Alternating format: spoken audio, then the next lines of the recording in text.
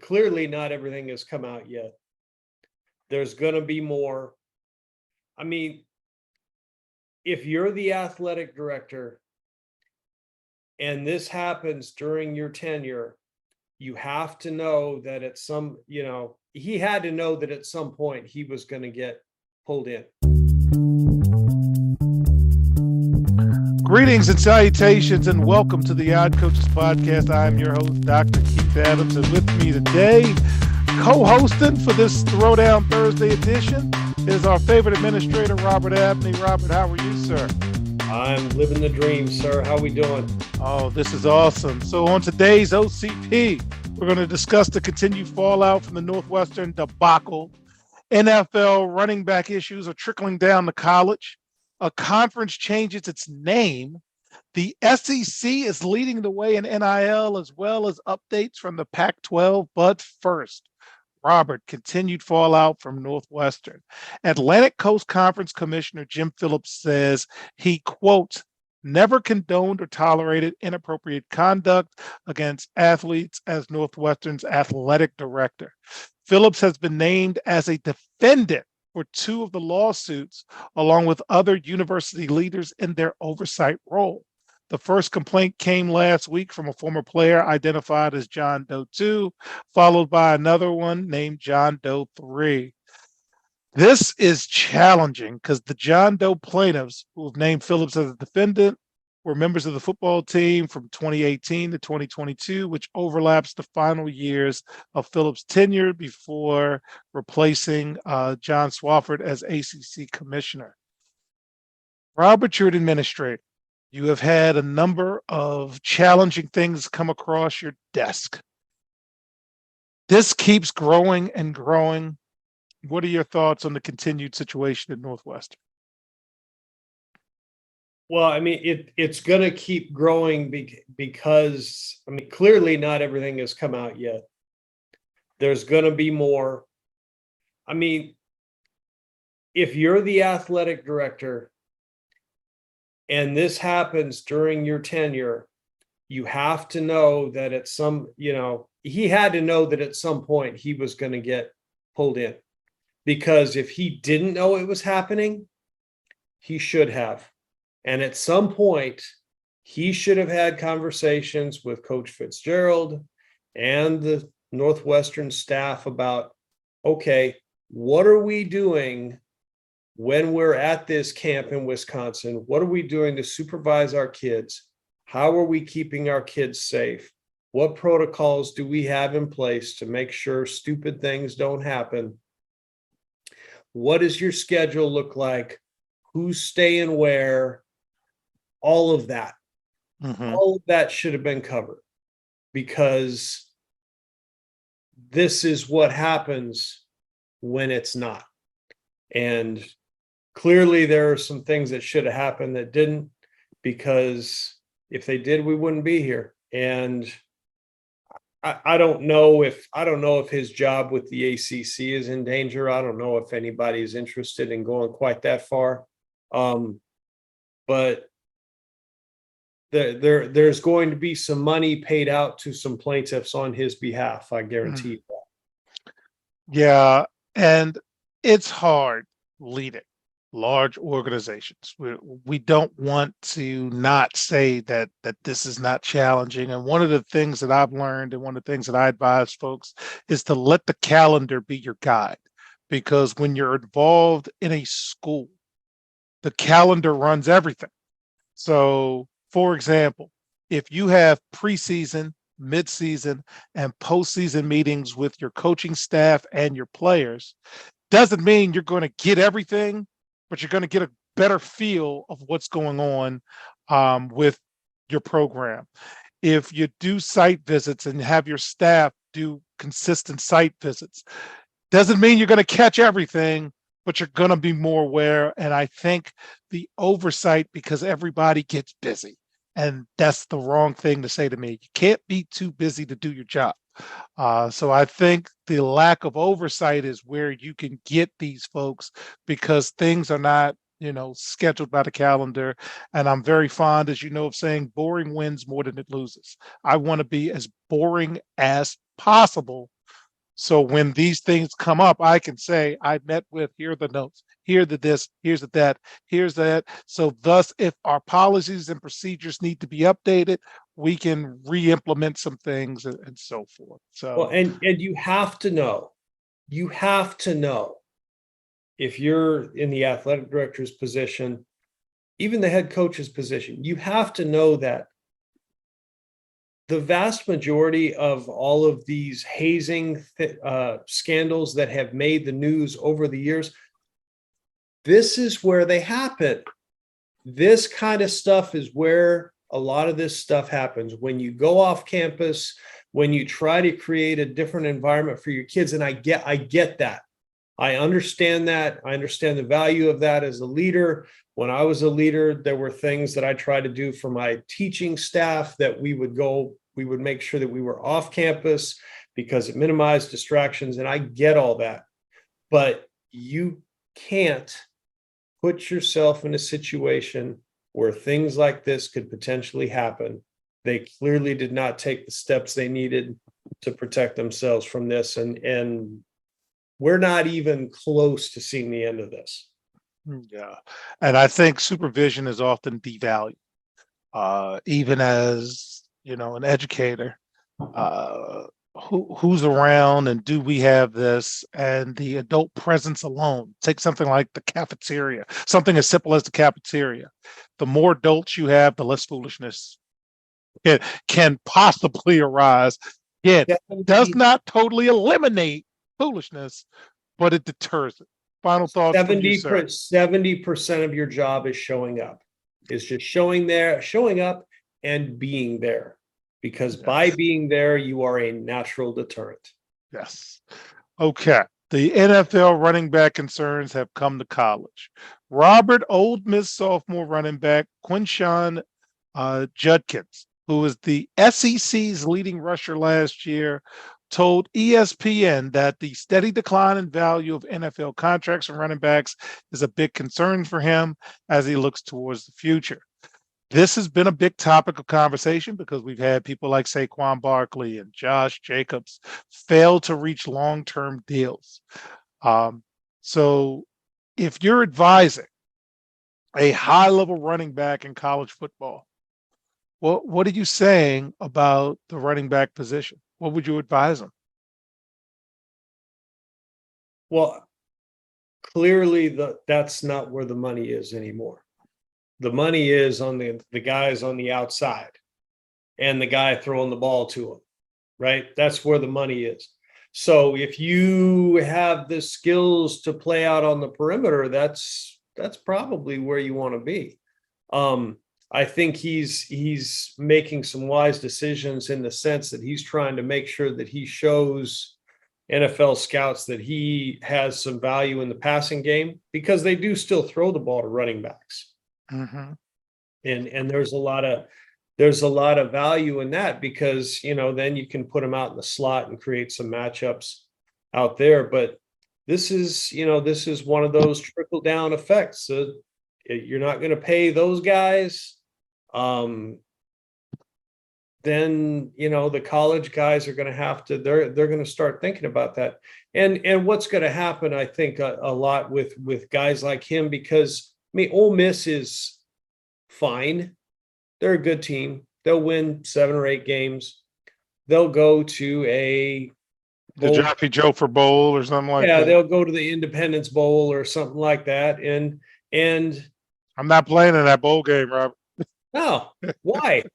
Why? Playing in that bowl game. There, especially because remember, in the NFL, you have to your class has to be in school for 3 years. 3 years, yes, and that's an NFL rule, fans, not an NCAA rule. I want to make sure that that's clear. So if I'm at the end of my 3rd season or my 3rd year of eligibility, and we go to the New Mexico Bowl, I ain't playing in that game. There ain't no reason to play in that game, because if I'm going to try and get paid on Sundays, I'm not going to get hurt playing in one of those games. So let me ask you this. If you're a coach and you're trying to still recruit stud running backs what do you think about a carry count, like a pitch count? Say, I'm not giving you more than 20 carries, so we're thinking about your future and blah, blah, blah. And if you want more carries, then you can let us know if you want that. So I'm going to design 20 carries for you to limit your impact, similar to the pitch count. Is that a good idea, or is that, come on, man, we're still trying to win ball games? I think it's a good idea, but at the end of the day, college coaches are paid to win games. It's Yes. kind of like who was that kid? I think he played for Stanford, the college baseball World Series. Oh, the pitcher who, now that's a ridiculous amount of He pitches, threw though. something like What was that? 160 pitches in a game. Okay. Oh, And there was a day and time when that's what we did, but we don't do that anymore. And that kid, his any draft value he had is going to be devalued by the fact that what long-term repercussions are going to come from him throwing 160 pitches in a game. yeah. I think the idea is good. I think if you have a talented stable of running backs, you probably could do that. I don't see college coaches doing that, though. All right. Last thing for segment one, new name, same initials. The Colonial Athletic Conference has been renamed the Coastal Athletic Conference, the league announced last week. Known as the CAA, the league has retained that familiar moniker and will keep the same logo. The league has expanded out of its initial Northeast and Mid-Atlantic footprint in recent years amid all the conference realignment, and sources said the new name was put in place to reflect both the expansion and the modernization of the league. The league has been discussing name change for nearly a year.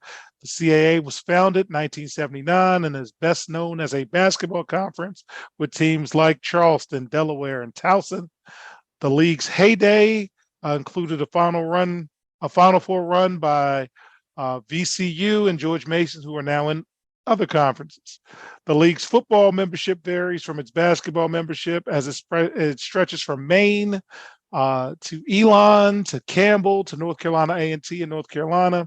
Schools such as Villanova, Rhode Island, and New Hampshire also play football in the CAA. Robert, they changed the name, trying to upgrade the brand. Good idea, bad idea, or it doesn't matter?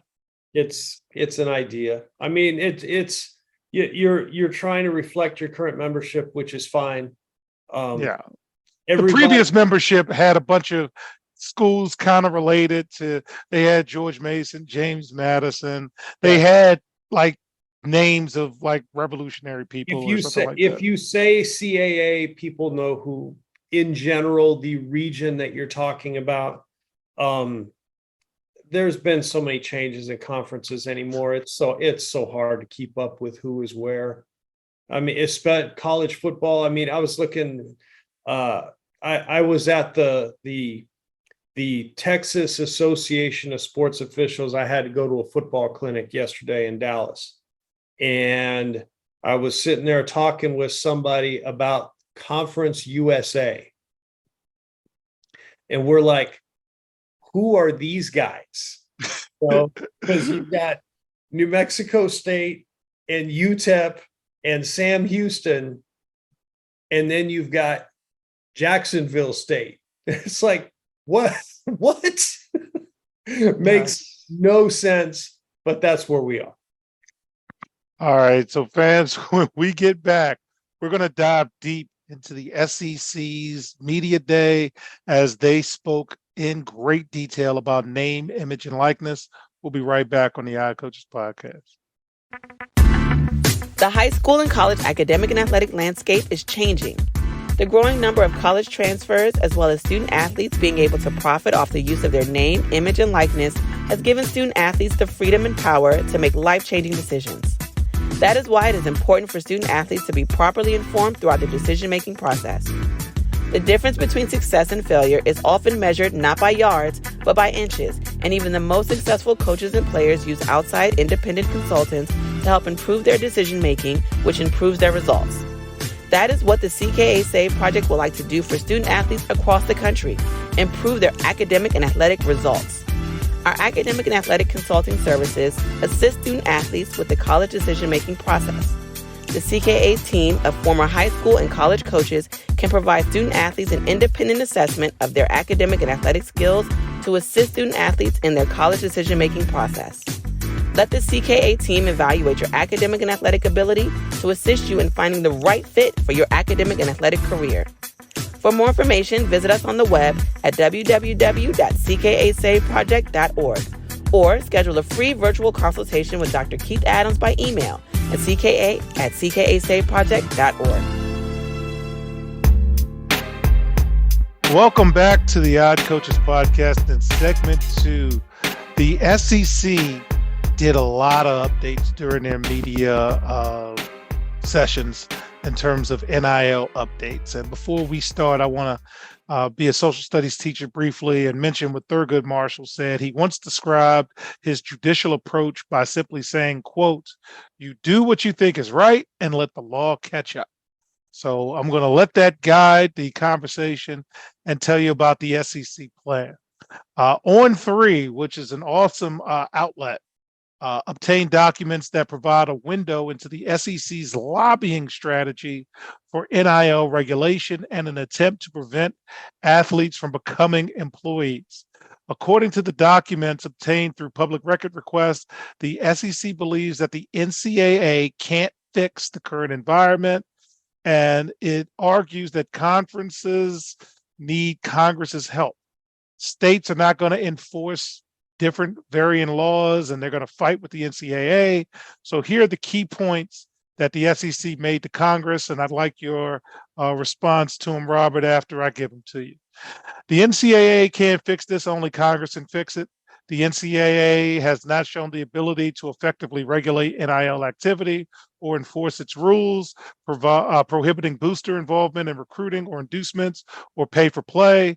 The SEC document identifies regulations of collectives as the best way to prevent NIL deals from impacting recruiting. A bullet point regarding preventing NIL deals from being used as recruiting inducement states, and I quote, "The SEC view is that prohibiting boosters or collectives from involvement in the recruitment of high school and transfer student athletes is the simplest and most effective approach." And finally, the SEC briefing document states, quote, "We don't need college athletics to turn into minor league professional sports." Robert, with your administrative hat on, this came across your desk, and this is what the SEC is pushing to Congress to get them to act. What do you think, sir? Let's start with that last statement first. We don't need college athletics to turn into minor league professional sports. My personal opinion is we are well past that. Where have you been? We are way past that. That being said, I think the SEC's mindset is correct. The best way to ensure compliance is not to leave it to the NCAA to ask Congress to pass legislation to enforce NIL activities. The challenge is that unless I missed something, the last time I saw Congress talking about NIL, there was no interest in Congress actually being a part of passing said legislation. So I don't know what that means for what the SEC is saying. I think they're right. And if I remember correctly, they're not the only people saying that. Mm-hmm. But if Congress isn't willing to take it up in the first place, I'm not sure what they're going to do. Well, Because they're going to have to do something, because you're talking about Texas and Texas A&M versus Ole Miss and Mississippi State. And that is not a level playing field. Let's just put that out there. you are correct. And there are some other cases to kind of keep an eye on. So California was the first state to sign an NIL related bill into law. And it could be that case that kind of opens up the future of the college football and college athletics mindset with, it is called Assembly Bill 252, which could implement a revenue sharing model, but that is delayed until 2024, according to media reports. The National Labor Relations Board's Los Angeles region also issued a complaint against USC, the Pac-12, and the NCAA, alleging that they're joint employers of football and basketball players. So the SEC shared its thought on student athletes as university employees, and the talking point calls the potential employment status for athletes as catastrophic. And they said, and I quote, "We expect some lower resource universities to do away with athletics altogether." So the SEC had a timeline, and they think with all of the different court cases coming up, that in the year 2026, 2027, that something could come out of that. So I want to get to what the SEC says it needs from Congress. 1, establish a uniform set of NIL rules. 2, keep NIL out of recruiting. 3, prohibit pay for play and clarify that student athletes are not employees. 4, protect student athletes from unscrupulous actors and ensure compliance with rules. And 5, provide legal protection to allow for change in college athletics without resulting in extensive legal exposure. Robert, what do you think about their asks before we get to the coaches? I mean, all of those make sense. It looks like if you look at those, you are essentially, it's almost like they're hearkening back to the original days of the NCAA, right? Where you have these guys, we're focusing on student athletes, and that's what they're trying to do. And I get that, but I still think that genie's out of the bottle, man. They're way past that. I want to go back to something you said though. Mm-hmm. You're talking about some of these lower resource universities potentially discontinuing athletics. I don't know if I believe that, because I think that a lot of these lower resource universities understand that if they lose athletics, they're probably going to wind up closing their doors, because what are they doing? What are they doing to draw people in? How are they getting people to attend there are so many choices anymore. There are so many opportunities to go to online school. If you don't have something to draw people onto your campus, what are you doing? Yes, and that was the SEC, not me. I gotta ask, as I'm looking at what the SEC says it needs from Congress, it says establish a uniform set of NIL rules. Isn't it currently possible for conference commissioners and athletic directors from across levels to do that themselves? It's possible. The problem is you have different states passing different rules. Texas and I don't know the details of what. Agreed. Texas has a state law governing NIL in Texas, and it's very different than what other schools are allowed to do.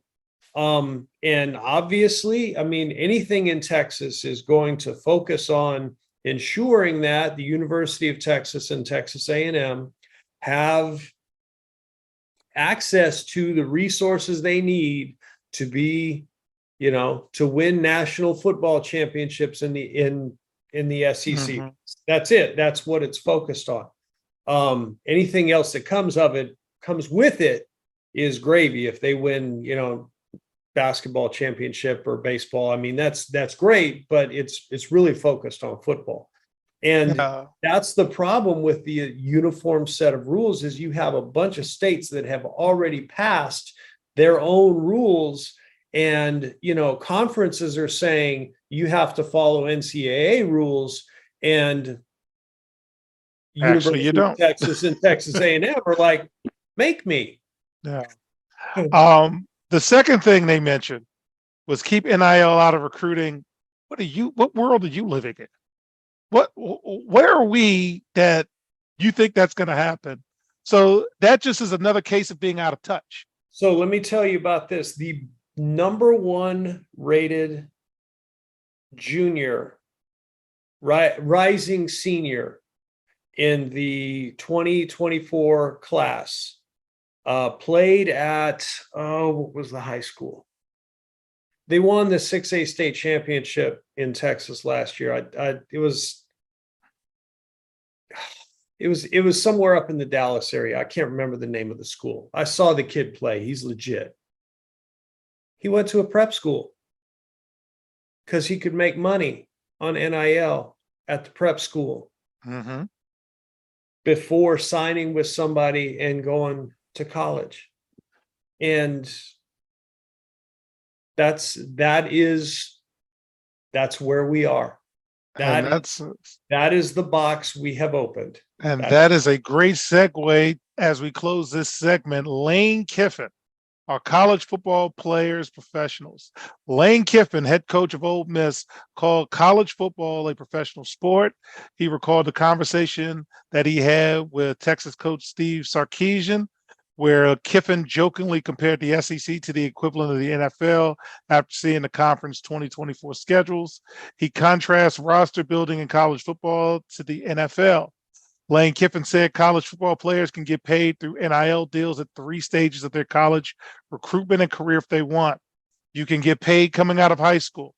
You can get a one-time transfer and go get the most money and get paid again. And then you can be a grad transfer and get paid again. Based on what you said, Robert, what are your thoughts on Lane Kiffin's thought process in terms of comparing it to what you said? First of all, did you see him? Did you see the pictures of him on Twitter? He looked tired. He looked like he'd had a few adult beverages and had a rough evening before it was his turn to speak. I'm not saying that he did. I'm just saying that's what he looked like. That being said, I think he's right. I mean, that's the environment that's been set up. And why should these kids not try to get paid? Because the vast majority of them are not going to the NFL. You know what? Go get your bag of money. Get a degree out of it too. Yeah, get all you can get, but get something that you can last longer than your career. You can't be a grad transfer unless you grad. Thank goodness on that. So, I mean that, but yeah, go get paid. Go get paid, 100%. All right. In segment 3, we're going to give some updates on the Pac-12 as well as the Mountain West Conference. We'll be right back on the Odd Coaches podcast. The reviews are in for Dr. Keith Adams' book, Finding the Balance, My Personal Journey to Academic and Athletic Success. College professor and student-athlete academic expert Dr. Lisa Rubin said, "There is nothing out there like this book, so I do hope people will pay attention and give it a read." Former George Mason standout Fowler Campbell said, "Consider this book an opportunity to work directly with Dr. Adams, just like I did. I assure you that there will be something you can take away that will be useful to you throughout your personal journey." Ryan Waite, a recent college graduate who is a software engineer, said, "I like how the book is based on research, which makes it good for general students as well as student athletes." The book serves as both a memoir to Dr. Adams' 30-year academic and athletic career, as well as an instructional guide to assist student athletes, parents, coaches, teachers, and administrators navigate through the challenges of finding a better balance between academic and athletic success. The book includes over 15 personal stories and anecdotes from Dr. Adams, along with numerous former players and colleagues from a variety of sports and endeavors. You can order your copy at www.ckasaveproject.org. From the main page, simply click CKA Save Project Services and order the Find the Balance book. For more information, contact Dr. Keith Adams by email at cka@ckasaveproject.org. Welcome back to the Odd Coaches podcast. In segment 3, we finally got some Pac-12 updates. Pac-12 Commissioner George Kliavkoff doubled down on his belief that the conference upcoming media rights deal will reward the patience. So when he talked at Pac-12 Media Day last week in Las Vegas, he predicted a conclusion to the latest cycle of conference realignment and downplay concerns that they're going to lose members to the Big 12. The Big 10 and the SEC are signed to lucrative media deals for the next decade. The Big 12 inked a 6-year deal with ESPN and Fox that begins in 2025. The ACC is under contract with ESPN through 2035, 2036. Meanwhile, the Pac 12's current deal expires in 2025, and the league has been working for over a year to find a new contract. You got USC and UCLA leaving for the Big 10.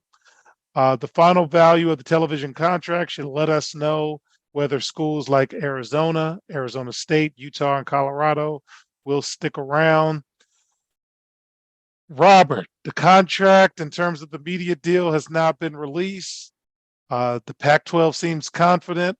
Are you confident that this deal is going to keep the other teams around? Nope. No, I'm not. I think that what will happen is you'll have a couple more jump to the Big Ten. Everybody else, Washington, Arizona State, Utah, probably wind up in the Big 12, and then you'll have, everybody else just kind of scrambling around. I could see maybe, San Diego State eventually winding up in whatever the Big 12 becomes, just because you got to get a foothold in California somewhere. But yeah, I don't, it remains to be seen what all of that looks like, but it's going to be the Big Ten and the SEC and everybody else. Yeah. So the Mountain West put San Diego State on notice, and they made up for now. So San Diego State, standing in the Mountain West, is now crystallized, so to speak. First-year commissioner Gloria Navarez said last week that the conference informed San Diego State that it is a member in good standing. And they also got their little league check for $6.6 million, which has been frozen. San Diego State is expected to remain in the Mountain West for at least the next 2 years, because the fee to withdraw before then is nearly $34 million. So all's well that ends well. What do you think about how that wrapped up, Robert? Was that anticipated, that after some poking of your chest, you're just going to calm down and keep it moving? Yeah, I think that was the best possible outcome for everybody. San Diego State got paid. The Mountain West really needs to keep San Diego State. Yeah, you can talk loud all you want, but I need you.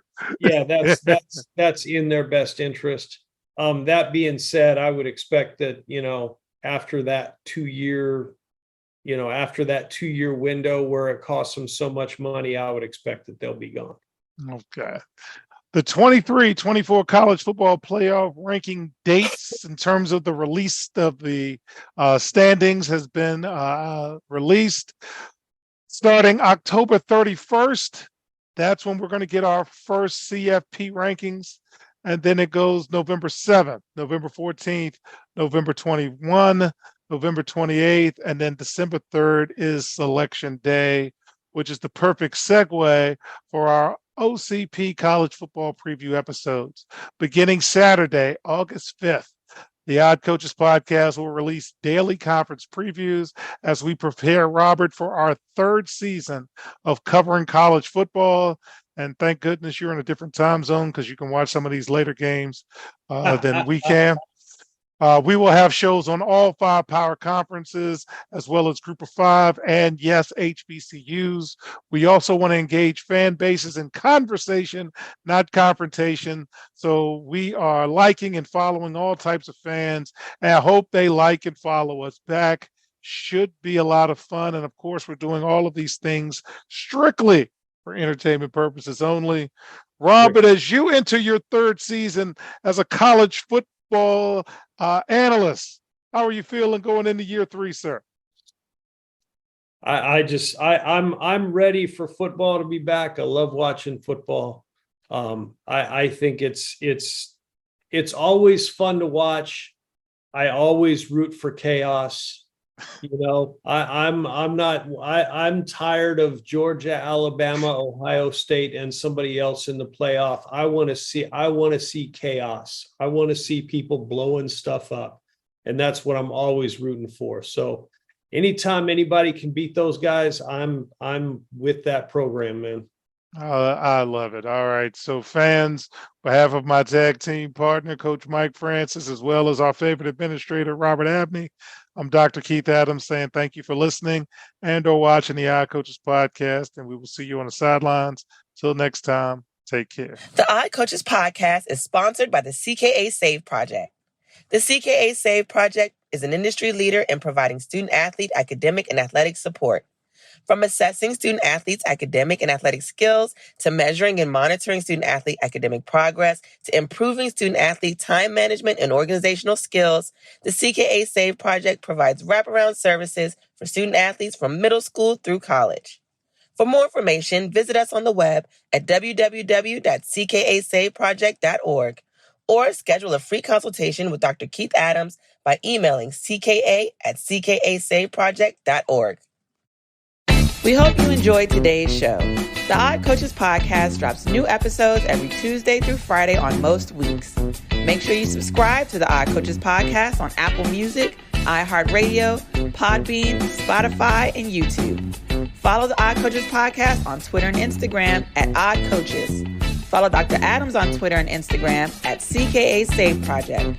In addition, follow Coach Mike Francis on Twitter and Instagram at Coach Franchise, spelled Coach Franchize. For more information about the CKA Save Project, please visit them on the web at www.ckasaveproject.org. See you next time on the Odd Coaches Podcast.